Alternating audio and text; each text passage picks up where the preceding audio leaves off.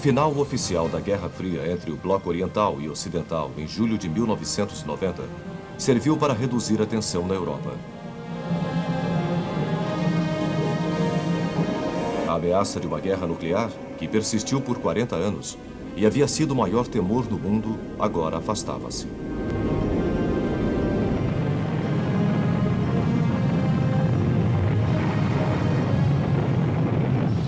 Mas após um mês do fim da Guerra Fria, uma crise explodiu, a qual testaria severamente a determinação da nova ordem mundial quanto ao alto policiamento. A longa agonia da guerra contra o Irã não havia acalmado a sede de poder do ditador iraquiano Saddam Hussein. No início da manhã de 2 de agosto de 1990, o Iraque invadiu o Kuwait, o pequeno país vizinho ao sul. Precisou de apenas um dia para dominar a cidade do Kuwait.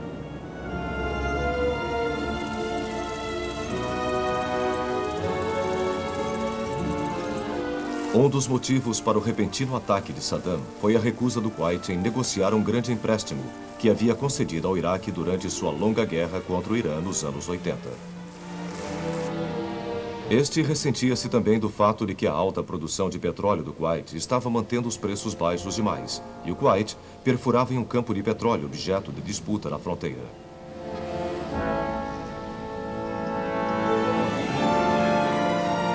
Embora as forças do Iraque estivessem reunindo-se perto da fronteira, o ataque pegou o mundo de surpresa.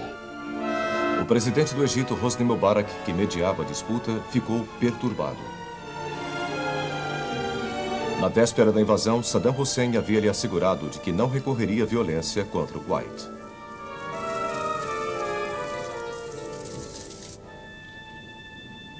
O Conselho de Segurança das Nações Unidas reuniu-se. Condenou a invasão e exigiu a retirada imediata do Iraque. Indicativo da nova era pós-Guerra Fria estava o secretário americano de Estado James Baker visitando Moscou na época e, junto com o ministro do exterior russo Eduard Shevardnadze, proclamaram um ataque conjunto contra o comportamento do Iraque. Este era um fato que seria altamente improvável alguns anos antes. A primeiro-ministro da Inglaterra, Margaret Thatcher, também visitava o presidente americano George Bush em Aspen, Colorado. Concordaram que as Nações Unidas deveriam estar preparadas para usar a força militar contra o Iraque, já que os satélites espiões indicavam que as forças do Iraque concentravam-se em massa na fronteira do Kuwait com a Arábia Saudita.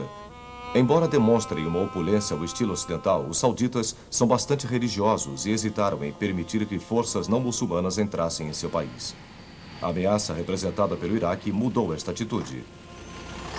No dia 8 de agosto, as primeiras forças terrestres americanas, membros da 82ª Divisão de Paraquedistas, aterrissaram na Arábia Saudita.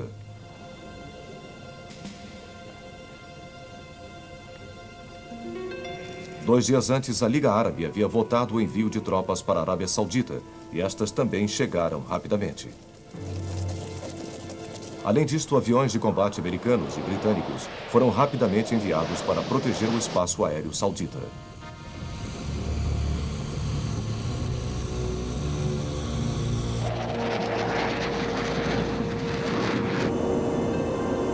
Os britânicos já possuíam navios de guerra no Golfo, a patrulha Armila, que havia sido preparada para proteger os navios mercantes durante a guerra Irã-Iraque.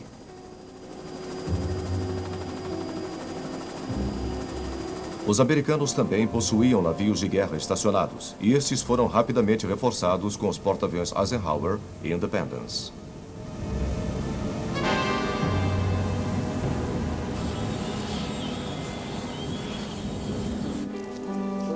O general americano Norman Schwarzkopf foi, com o aval das Nações Unidas, nomeado o comandante-geral da coalizão. Era o comandante do Comando Central Americano, ou CENTCOM, cujo papel estava decidido. Seria o de preparar e montar operações de contingência no Oriente Médio exatamente como esta. Outras resoluções das Nações Unidas culminaram na Resolução 665, de 25 de agosto, que ordenou um bloqueio naval do Iraque e do Kuwait. Durante os 8 meses seguintes, navios americanos, britânicos e australianos, junto com os da União Europeia Ocidental, desafiaram cerca de 30.000 navios e abordariam mais de 1.200. Os iraquianos haviam capturado vários ocidentais no Kuwait. Saddam Hussein mantinha alguns kuwaitianos como reféns, esperando usá-los como peças de barganha. Isto, no entanto, isolou ainda mais o Iraque.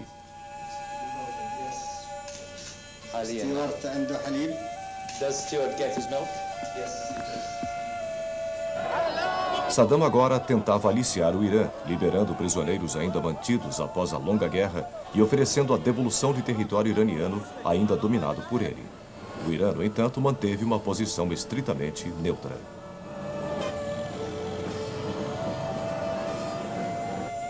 Saddam também declarou um jihad, ou guerra santa, para remover as forças estrangeiras da Arábia Saudita, porém nenhuma nação árabe convenceu-se disto. Apenas Yasser Arafat, o líder da Organização para a Libertação da Palestina, deu total apoio a Saddam, visitando Bagdá em várias ocasiões. Era o resultado do apoio declarado do Iraque à causa palestina. Permitiu também que algumas mercadorias chegassem ao Iraque via Jordânia, onde a opinião pública apoiava abertamente a OLP.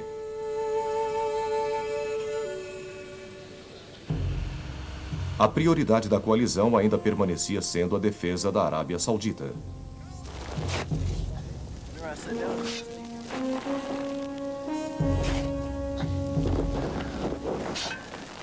Inicialmente, havia preocupação, já que para enfrentar 5.500 tanques do Iraque, a coalizão possuía apenas 600, e estes eram, em sua maioria, M60 americanos, obsoletos, equipados com canhões de 105 milímetros. A situação melhorou especialmente com a chegada da 24ª Divisão Mecanizada da Infantaria, que possuía 200 dos tanques mais modernos americanos, os M1 Abrams. Os franceses contribuíram com o que eventualmente se tornou o Daguet, a Brigada Ligeira de Legionários e Fuzileiros. Os britânicos enviaram da Alemanha a 7ª Brigada Blindada, cujo símbolo do rato do deserto ainda lembrava seus ilustres antepassados que haviam lutado no norte do deserto africano durante a Segunda Guerra Mundial. Seus tanques Challenger foram outro motivo de ânimo. A OTAN também deu total apoio, porém seu estatuto proibia que agisse fora da Europa. Mesmo assim, a Turquia, como membro da OTAN, forneceu as bases aéreas das quais os aviões da coalizão poderiam operar contra o Iraque no norte. Muitas outras nações de todo o mundo, inclusive africanas e asiáticas, forneceram ajuda à coalizão. Um dos maiores temores da coalizão era que o Iraque usasse armas químicas, como havia feito contra a minoria curda e os iranianos. O treinamento químico se tornou assim a prioridade máxima. Chegando ao fim do outono de 1990, os esforços continuaram para encontrar uma solução pacífica. Em setembro, tanto o presidente Bush como Saddam Hussein falaram às suas nações pela televisão, porém sem obter sucesso. O rei Hussein da Jordânia, à direita, tentou uma iniciativa em outubro que novamente falhou. O ministro do exterior iraquiano, Tariq Aziz, estabeleceu as pré-condições para a retirada do Kuwait, que não foram aceitas pela coalizão. No final de outubro de 1990, havia tornado-se aparente ao general Schwarzkopf e também para o comandante saudita príncipe Khalid bin Sultan que a ameaça de uma invasão iraquiana contra a Arábia Saudita havia diminuído, porém a presença do Iraque ainda devia ser erradicada do Kuwait. As sanções econômicas contra o Iraque não estavam tendo o efeito desejado e seu povo permanecia obstinado. Era o momento de iniciar o planejamento de uma ação ofensiva.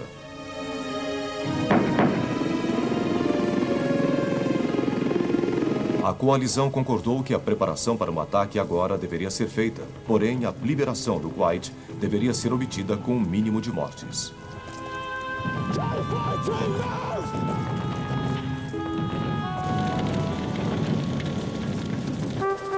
O povo americano, que até então dava seu apoio, não estava preparado para uma repetição do Vietnã com seu alto custo em vidas americanas.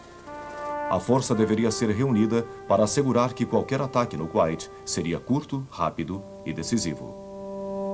Porém, apenas o Conselho de Segurança das Nações Unidas poderia sancionar uma ação ofensiva.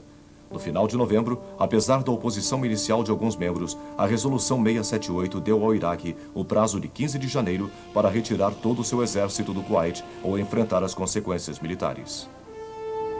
Para assegurar uma vitória rápida, caso a força se tornasse necessária, a força da coalizão precisava ser aumentada, e assim, o 7º Corpo Americano com mais 1.500 tanques foi enviado da Alemanha, como também uma brigada blindada adicional britânica. Além disso, muitos reservistas americanos foram mobilizados.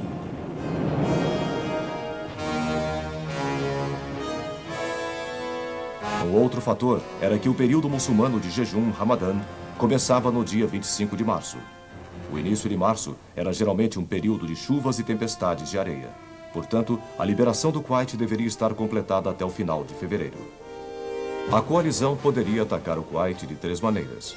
Um ataque direto ao longo da fronteira da Arábia Saudita, um ataque anfíbio pelos fuzileiros americanos na costa do Kuwait, ou um ataque pela fronteira saudita e iraquiana, que seguiria depois na direção leste para o Kuwait. Os iraquianos, no entanto, haviam fortificado extensamente a fronteira sul do Kuwait, bem como a costa. Haviam colocado também numerosas minas no mar. Os planejadores da coalizão, portanto, recomendaram a terceira opção, já que os iraquianos pouco haviam feito para reforçar suas defesas na fronteira saudita. Durante o outono, um número de figuras políticas distintas, inclusive o senador americano Jesse Jackson, voou para Bagdá para solicitar a libertação dos reféns. Embora suas visitas não fossem oficialmente sancionadas por seus governos, Saddam Hussein cedeu no começo de dezembro e liberou os reféns ocidentais. O secretário-geral das Nações Unidas, Javier Pérez de Cuellar, o secretário de Estado americano Baker e o ministro das Relações Exteriores russo Shevardnadze continuaram a busca por uma solução pacífica, mas em vão.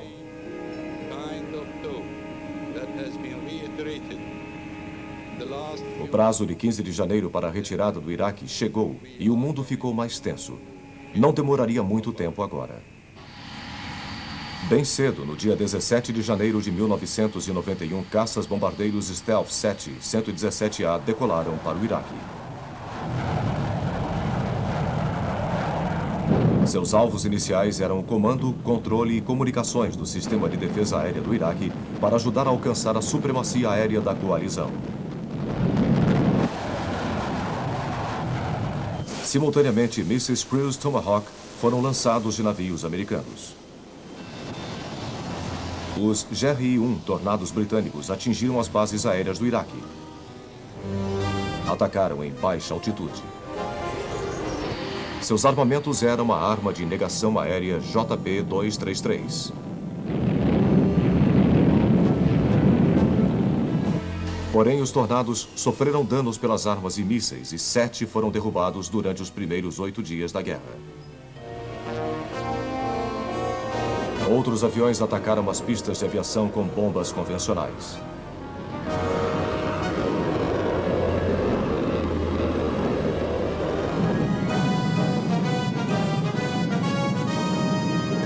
Os caças da coalizão defendiam-se da força aérea iraquiana, que incluía os caças modernos de construção soviética MiG-29.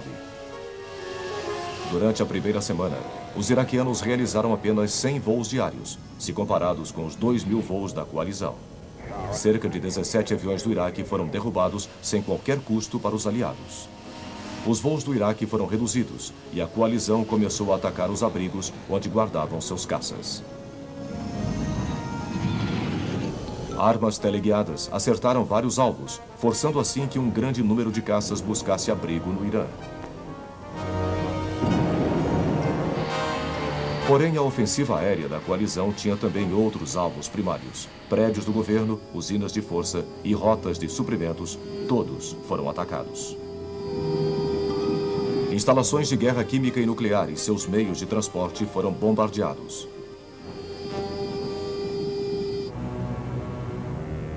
Os locais dos mísseis Scud, em especial, rapidamente tornaram-se o alvo prioritário. No segundo dia da guerra, nada menos do que 7 mísseis Scud foram lançados contra Tel Aviv e Haifa, em Israel. 7 pessoas ficaram feridas. Na noite seguinte, mais 4 Scuds foram lançados contra Tel Aviv. Embora Israel e a coalizão temessem que as ogivas pudessem conter produtos químicos, elas continham apenas explosivos. Mesmo assim, com medo que os israelenses retaliassem com a sua força aérea e fizessem com que os membros árabes a abandonassem, em vez de lutar contra o inimigo comum, os americanos promoveram um esforço diplomático extraordinário e, mais tarde, a entrega do sistema de mísseis Patriot terra-ar para Israel.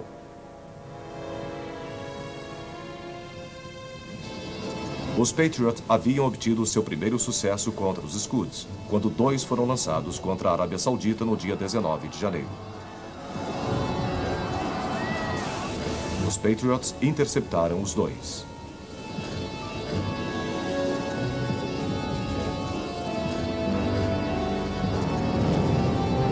Os iraquianos colocaram em uso um número bem maior desses lançadores móveis. Estes eram difíceis de serem localizados, já que levavam apenas 25 minutos para preparar, lançar o míssil e depois retirar-se. Equipes das forças especiais foram usadas para ajudarem a encontrá-los, e um número significativo de voos precisaram ser redirecionados de outros alvos. Ao todo, o Iraque lançou cerca de 95 Scuds contra Israel e a Arábia Saudita. As baterias de mísseis Patriot conseguiram interceptar alguns, mas algumas vezes não conseguiam inutilizar suas ogivas. No entanto, a rápida chegada das baterias em Israel ajudou a evitar a ameaça de um ataque israelense contra o Iraque.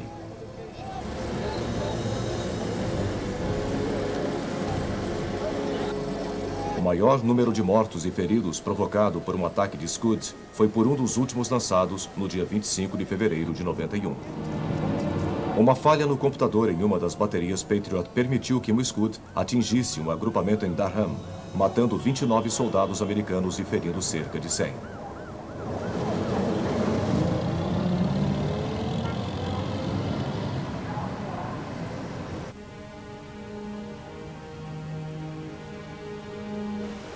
Outra arma usada pelos iraquianos era a ecológica. No dia 23 de janeiro, abriram as válvulas das bombas de petróleo dos tanques de armazenamento no Kuwait. A parte norte do Golfo logo estava coberta por uma extensa camada de óleo. Gradualmente, a ênfase da ofensiva aérea passou dos alvos estratégicos para as forças iraquianas dentro do próprio Kuwait. Aqui a preocupação principal eram as divisões bem equipadas da Guarda Republicana no norte do país. Até mesmo bombardeiros B-52, cujos ataques nas áreas de operação dos Vietcongs haviam literalmente alterado os mapas daquele país, foram usados no que era um ataque impiedoso e crescente. No mar, os caças dos porta-aviões da coalizão juntaram-se à ofensiva aérea contra o Iraque e o Kuwait ocupado.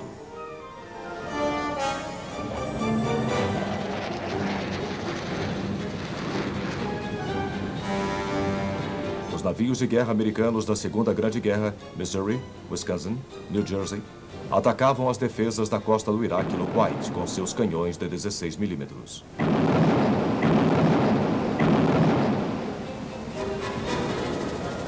Outra tarefa da coalizão era a destruição da pequena marinha do Iraque. Helicópteros armados com mísseis antinavios tiveram sua parte nesta operação. As operações também começaram a se aproximar das águas ao norte do Golfo, repletas de minas. Aqui eram os caçadores de minas da Marinha Real que liberavam o caminho.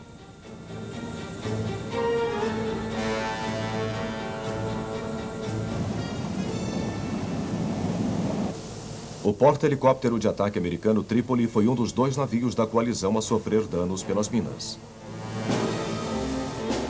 Mas havia também 17 mil fuzileiros americanos dentro do Golfo. Durante a segunda semana das operações aéreas, executaram exercícios extensos de aterrissagem anfíbia. Estes, no entanto, eram parte de um plano de decepção elaborado. Tendo decidido que o ataque principal deveria vir do oeste, pela fronteira saudita-iraquiana, Schwarzkopf estava movendo a maior parte de suas forças para o oeste.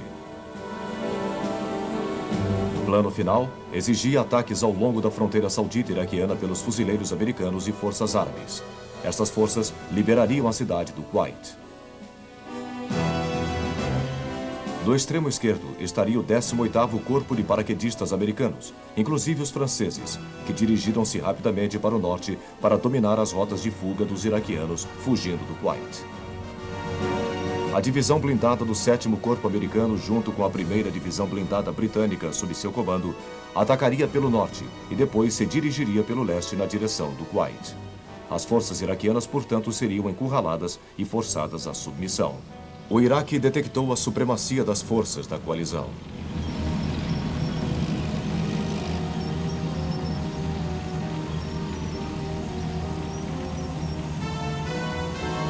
Houve, no entanto, vários duelos de artilharia ao longo da fronteira do Kuwait.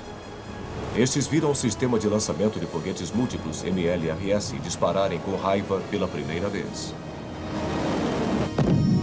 As primeiras ações significativas ocorreram na noite de 30 de janeiro, quando patrulhas iraquianas cruzaram a fronteira em 4 pontos. Entraram na cidade saudita da fronteira Khafji e enviaram mais tropas no dia seguinte. Estas, no entanto, foram severamente atacadas por Mohawks A-10 americanos e outros aviões.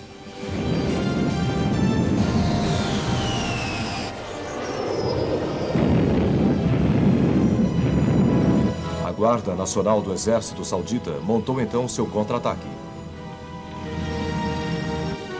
expulsando os iraquianos com muitas baixas. A maior ofensiva terrestre foi lançada no dia 24 de fevereiro de 1991.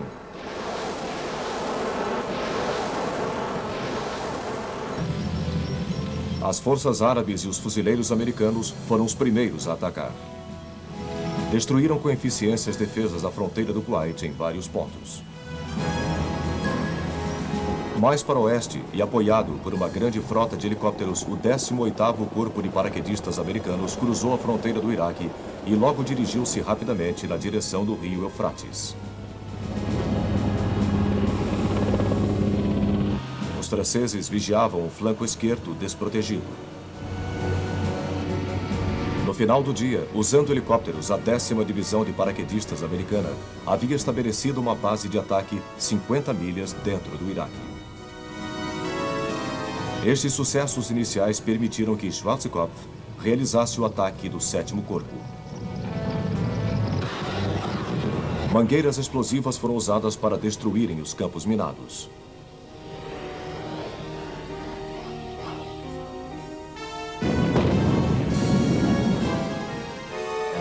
No final da tarde, os blindados americanos e britânicos passavam rapidamente pela fronteira até o Iraque.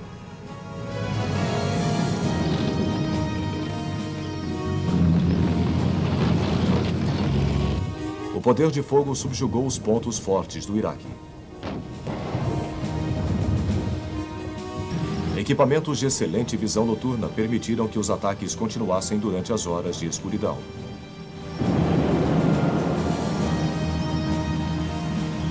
Mais destruição foi obtida, além das causadas pelas semanas de bombardeios. Soldados iraquianos desmoralizados entregavam-se em grupos, muitas vezes sem disparar um único tiro. Havia sido uma experiência devastadora para eles.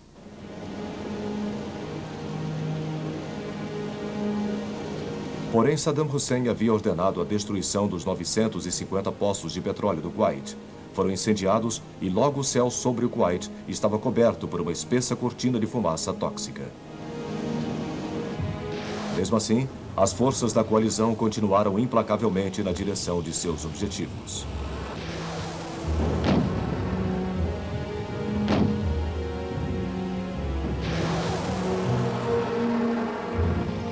No quarto dia, a 24ª Divisão Mecanizada da Infantaria Americana dirigia-se para o leste, ao longo da margem sul do Eufrates, na direção do porto iraquiano de Basra.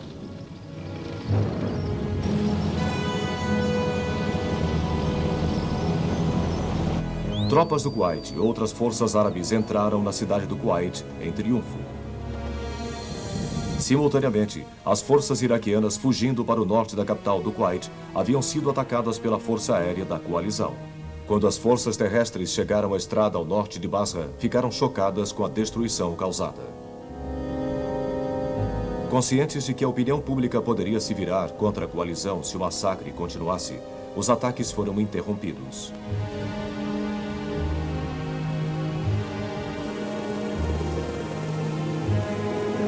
3 dias depois, no dia 13 de março, Schwarzkopf chegou a Sfan, uma pequena cidade iraquiana perto da fronteira do Kuwait. Aqui, ele e outros comandantes da coalizão reuniram-se com representantes iraquianos. Tal foi o grau de vitória da coalizão, que os iraquianos não tiveram outra opção além de aceitar os termos do cessar-fogo. A Guerra do Golfo de 1991 havia demonstrado como havia se tornado sofisticada a tecnologia em armamentos.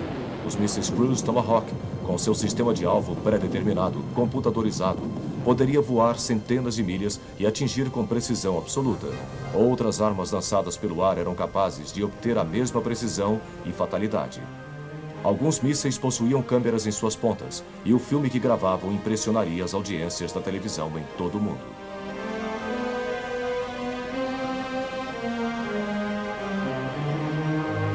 O caça-bombardeiro Stealth F-117A, com seu perfil futurista, escapava do radar para realizar ataques precisos.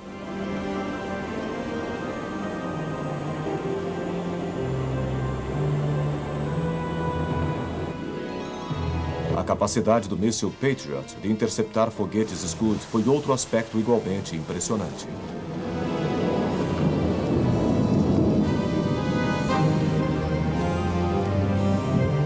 A habilidade dos blindados aliados de lutarem tão eficientemente de noite como de dia foi outra manifestação da guerra de alta tecnologia.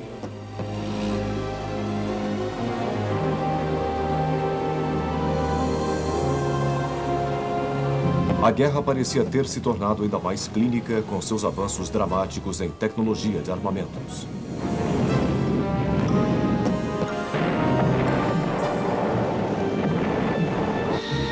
Porém, mais de 90% das armas lançadas por ar usadas durante a Guerra do Golfo ainda foram bombas sem direção, burras. Sua imprecisão, inteligência defeituosa e mau funcionamento fizeram com que civis inocentes ainda sofressem. Igualmente, houve vários incidentes quando as forças da coalizão dispararam uma contra a outra, no chamado fogo amigo, causando um número significativo de baixas. E assim, apesar do armamento sofisticado, a guerra convencional nos anos 90 demonstrou ser tão brutal como sempre foi.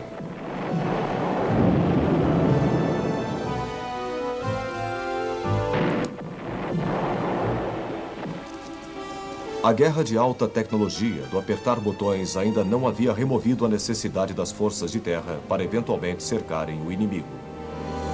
Após a guerra, as Nações Unidas estabeleceram zonas proibidas para proteger os árabes do sul do Iraque e a minoria curda ao norte. No entanto, Saddam Hussein permaneceu no poder, e foi preciso muita pressão das Nações Unidas para forçá-lo a desmontar suas instalações de guerra nuclear e química, uma condição que devia ser obedecida para que retirassem as sanções econômicas contra o Iraque. Na verdade, os iraquianos, no geral, tornaram a vida o mais difícil possível para as equipes de inspeção das Nações Unidas. Mesmo assim, o fim da Guerra do Golfo parecia confirmar uma nova era mundial. As Nações Unidas demonstraram seu desejo em enfrentar as agressões, enquanto os Estados Unidos finalmente haviam exorcizado o fantasma do Vietnã. Mas em outros lugares as tensões permaneciam. A guerra contra o terrorismo continua a ser travada em muitas partes do mundo.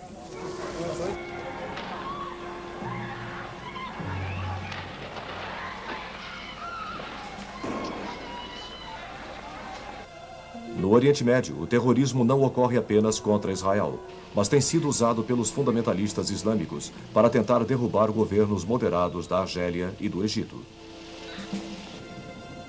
Nos anos 70, o grupo Baader-Meinhof, na Alemanha Ocidental, e as Brigadas Vermelhas, na Itália, realizaram ataques terroristas como um meio de expressar seu descontentamento com o materialismo do capitalismo ao estilo ocidental.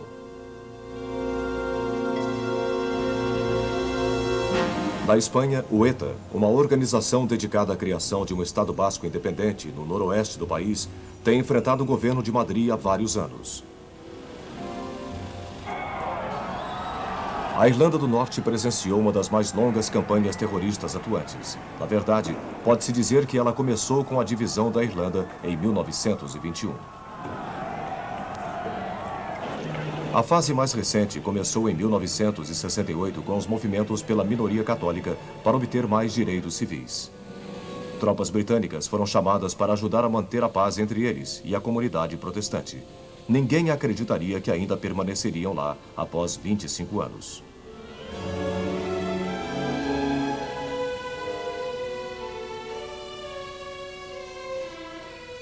O exército republicano irlandês se viu como símbolo do nacionalismo católico dedicado a uma Irlanda unida, sob o comando de Dublin. Ele acreditava que isto seria obtido pela força e deu início a uma campanha terrorista que assumiu muitas formas.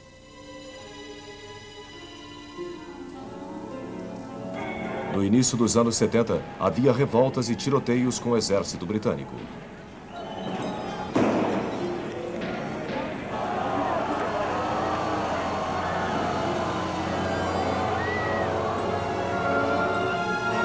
Estes foram amplamente substituídos por emboscadas contra o exército e patrulhas da polícia. Havia também assassinatos de pessoas em Ulster, trabalhando para as forças de segurança. O IRA realizou várias campanhas de bombardeios em cidades e vilas no norte da Irlanda, geralmente com a intenção de destruir a economia.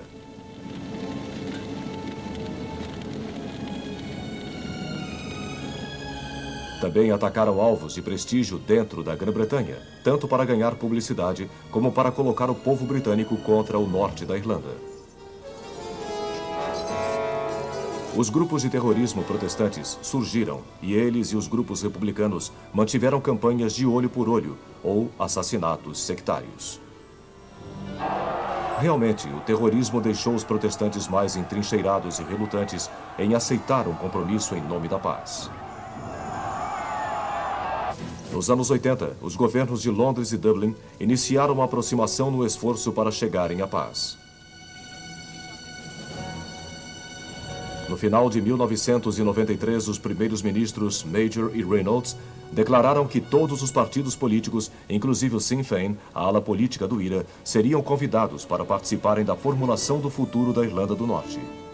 O IRA primeiro deveria renunciar à luta armada. A resposta foi um ataque audacioso com bombas ao aeroporto de Heathrow, em Londres, e outros atos terroristas, enquanto o Sinn Féin apenas tergiversava.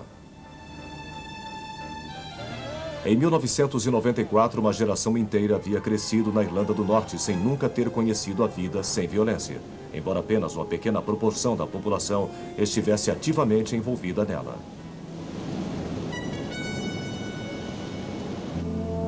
Outra forma mais recente de terrorismo tem sido executada pelos barões da droga na América Central e do Sul, especialmente na Colômbia.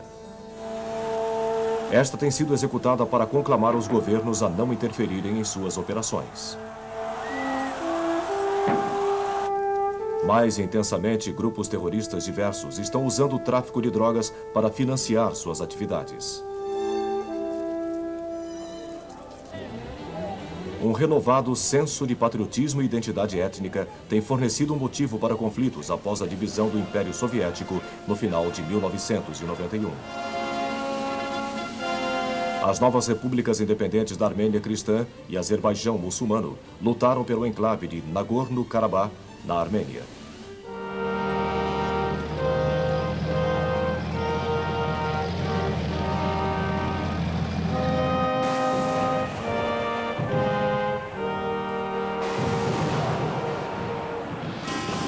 Na vizinha Geórgia, o nacionalismo levou as minorias étnicas a tentarem se separar e formar seus próprios estados.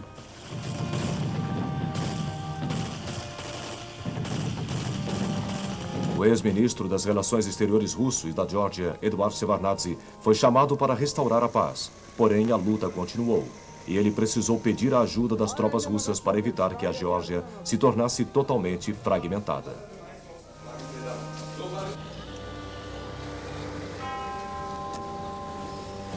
Na própria Rússia, antigo centro do Império Soviético, tentativas de introduzir o consumismo ocidental no lugar da falência do antigo sistema comunista têm resultado em conflitos. Muitos russos ressentem-se do fato de não serem mais uma superpotência mundial. Lojas vazias, uma inflação crescente e desemprego ajudam a alimentar sua frustração. Mikhail Gorbachev havia sido considerado um herói mundial quando guiou a União Soviética para fora da Guerra Fria.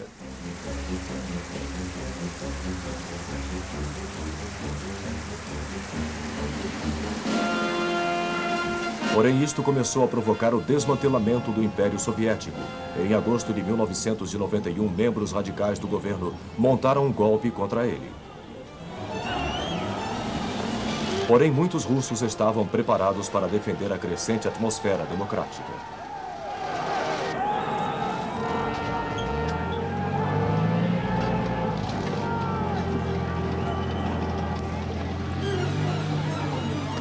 Em seu comando estava o carismático Boris Yeltsin, líder da República Russa, que conseguiu o apoio do exército, convencendo as tropas de que não deveriam atirar em seus companheiros russos.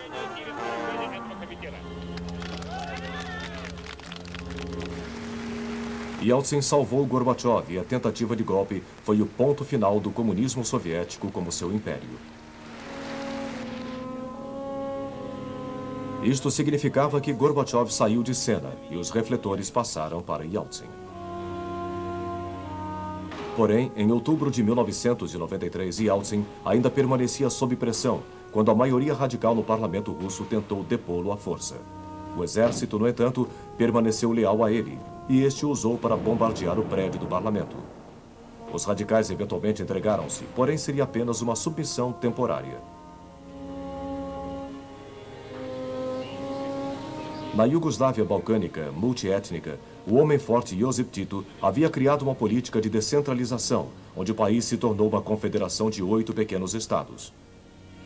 Quando morreu em 1980, as rachaduras logo começaram a aparecer.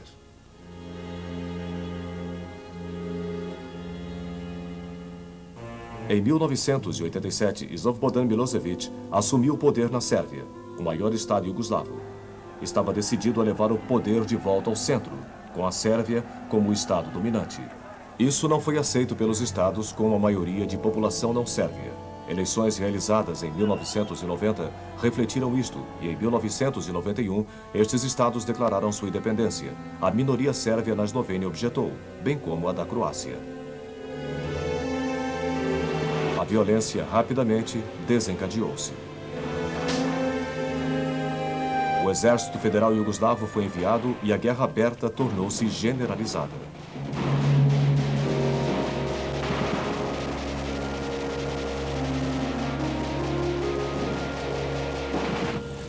A comunidade europeia conseguiu promover um cessar-fogo na Eslovênia, mas não obteve sucesso na Croácia, onde os bombardeios do antigo porto de Dubrovnik foram pesados e prolongados.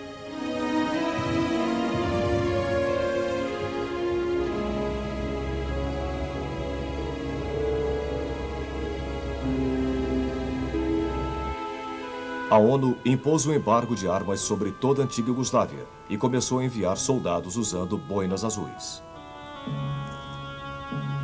Seu papel era o agora tradicional de mantenedora da paz, porém isto logo mudaria para uma assistência aos grupos humanitários para chegarem às comunidades desesperadas.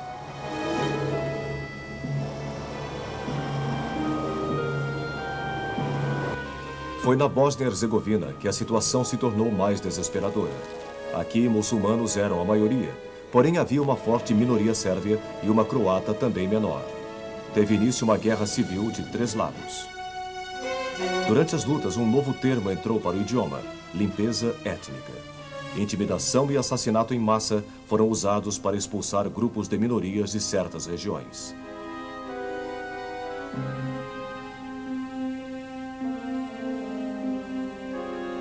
Isto criou um grande aumento de refugiados, levando os esforços humanitários das Nações Unidas a alcançar seu limite.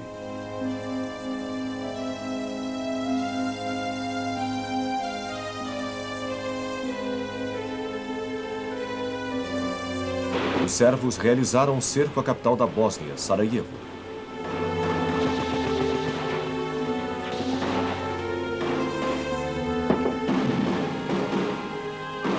A cidade foi submetida a um prolongado bombardeamento por artilharia.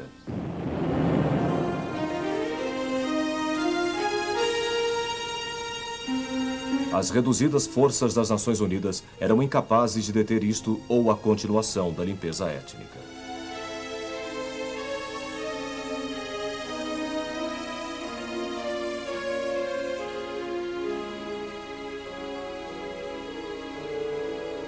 Esforços persistentes foram feitos para intermediar uma paz entre as partes, especialmente pelo americano Cyrus Vance e Lord Owen, da Grã-Bretanha. Tudo em vão.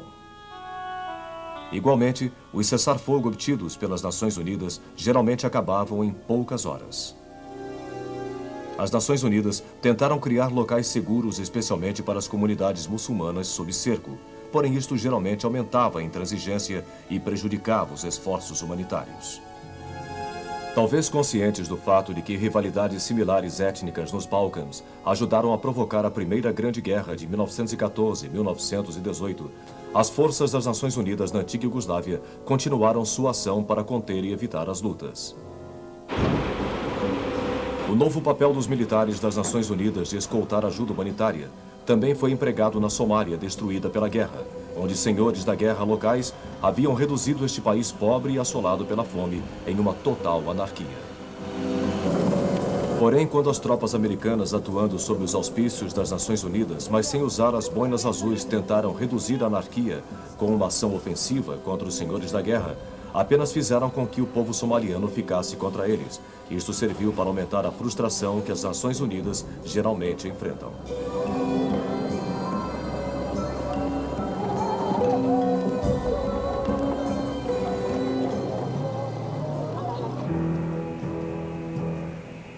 Há uma crescente pressão sobre as Nações Unidas para acrescentar a negociação da paz como seu papel, como aconteceu em Angola, tentando dar um fim a uma guerra civil, supervisionando eleições democráticas no início dos anos 90.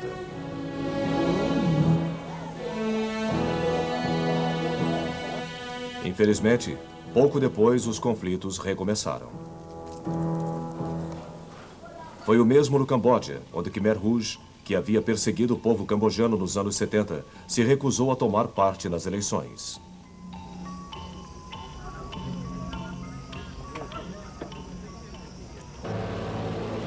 Outra maneira de promover a paz é usar as tropas das Nações Unidas para afastar os dois lados em guerra.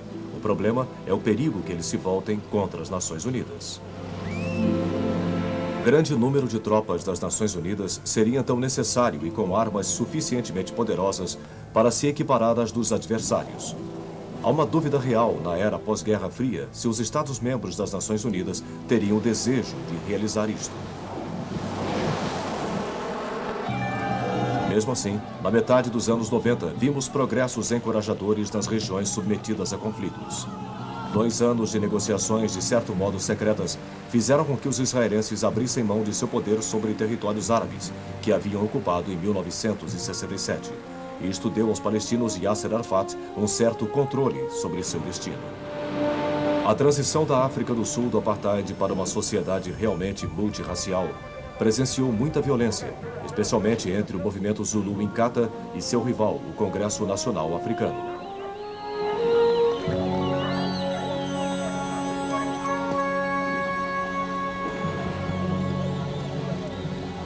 No entanto, a primeira e real eleição multirracial da África do Sul ocorreu em maio de 94, sem uma violência significativa para a surpresa de muitos, e Nelson Mandela foi empossado como o primeiro presidente negro do país.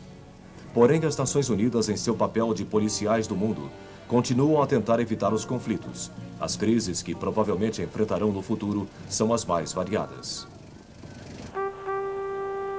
O século XX viu o mundo mudar de forma dramática. Eventos em todo o globo podem agora ser vistos pela televisão enquanto acontecem. Isto não apenas dá à mídia uma influência crescente sobre governos, mas também torna as pessoas cada vez mais conscientes dos horrores de uma guerra. Esta pode ser uma maneira na qual a violência pode ser reduzida no futuro. Porém, enquanto isso, o potencial para futuros conflitos permanece.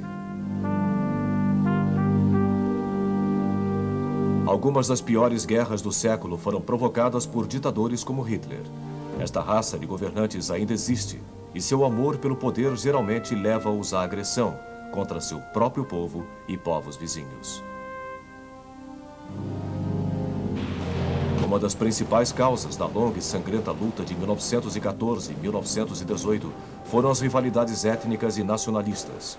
Ao chegarmos ao final do século, há um renovado senso de etnia e identidade nacional, especialmente na Europa Oriental e entre os estados do antigo Império Soviético. Isto também, como vimos, tem levado a conflitos armados e é possível que haja mais no futuro.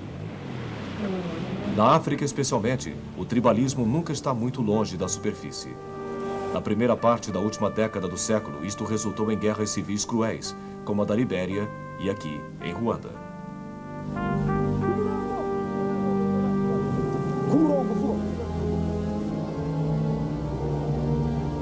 A tradicional causa das guerras, a religião, ainda pode inflamar as paixões.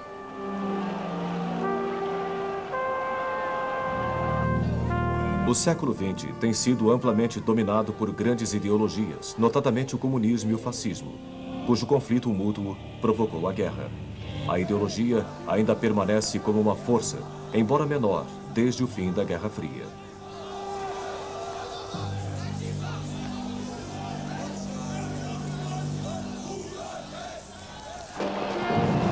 O mapa da Europa mudou várias vezes durante o século. Enquanto as novas democracias do leste lutam para se ajustarem às condições mutáveis, podem obter conforto no fato de que nenhuma democracia ao estilo ocidental iniciou uma guerra uma com a outra durante este século. Estes estados, junto com a Rússia e as antigas repúblicas soviéticas, estão aproximando-se mais da Europa Ocidental e da América do Norte. Na verdade, 1994 viu muitos países do Pacto de Varsóvia recebendo o papel de associados dentro de seu antigo inimigo, a OTAN, e obtendo um papel ainda maior dentro das Nações Unidas. Outro sinal encorajador é o esforço que está sendo feito para controlar os níveis de armas pela Conferência sobre Segurança e Cooperação na Europa, CSCE.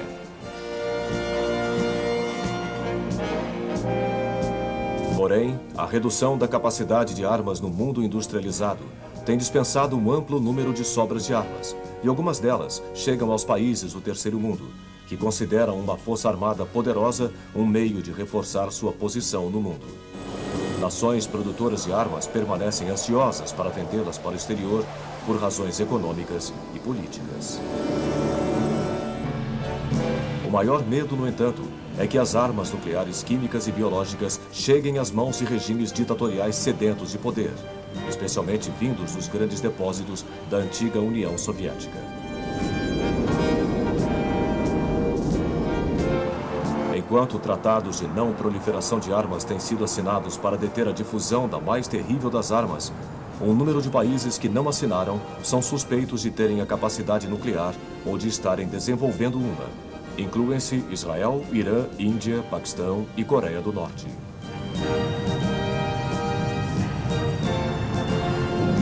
Portanto, a ameaça destas formas de guerra, potencialmente a mais destrutiva de todas, ainda permanece.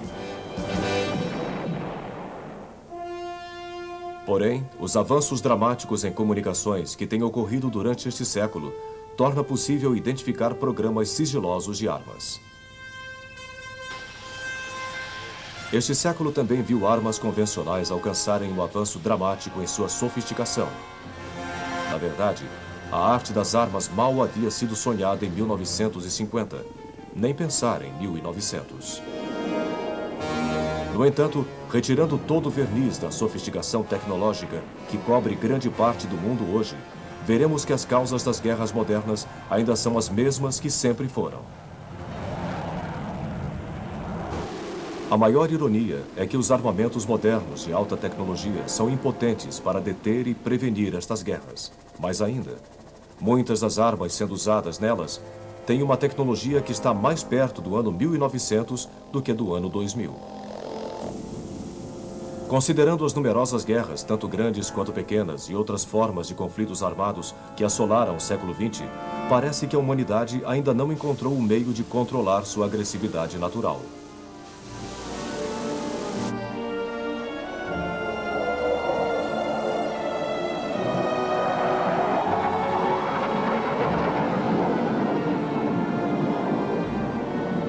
No entanto, ao nos aproximarmos do próximo milênio, progressos recentes reunindo velhos adversários parecem fornecer uma esperança para o futuro.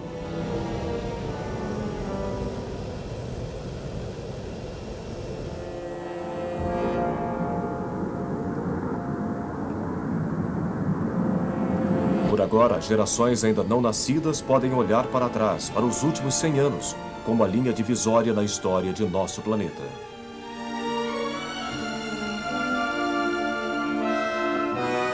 Se assim for, o século das guerras não terá sido em vão.